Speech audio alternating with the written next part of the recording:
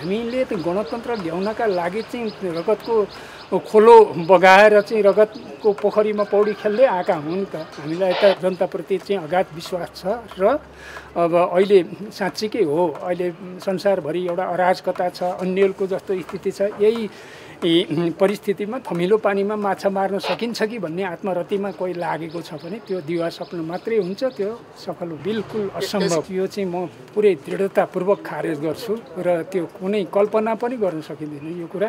र अहिले तपाईँहरूले हाम्रो अध्यक्षले बोलेको सुन्नुभयो भने उहाँले त्यसलाई चाहिँ कडा रूपमा चाहिँ खारेज गर्नुभएको छ। यो चाहिँ गर्न खोजेको के त भन्दाखेरि एउटा भाष्य बनाउन खोजेका छन् र कतै चाहिँ जनतालाई भ्रमित पार्ने उद्देश्य अन्तर्निहित छ। यो जनता भ्रमित हुँदैनन्, किनभने जनता धेरै अगाडि गइसकेका छन् र म यो कुरा पनि विशेष जोड दिएर तपाईँलाई भन्छु। तपाईँको प्रश्न धेरै महत्त्वपूर्ण भएको हुनाले पहिला यो राजतन्त्रले अथवा राजाहरूले गरेका कुकृत्यका बारेमा नेपाली जनताले अहिले पनि सम्झिरहेका छन् र त्यहाँ हुने चाहिँ दमन, अन्याय, अत्याचार चरम सीमामा थियो, त्यो जनताले बिर्सेका छैनन्।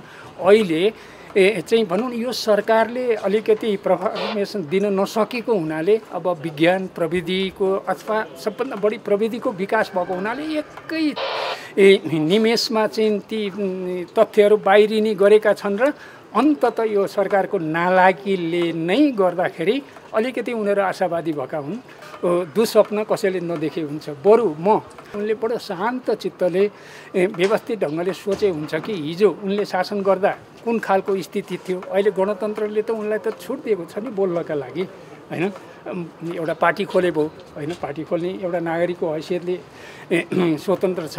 संविधान अनुसार गर्ने जम्मै छ। संविधानका विरुद्धमा कसैलाई जाने छुट छैन, किनभने नेपाली जनताले रगतको खोलो बगाएर प्राप्त गरेको संविधान हो।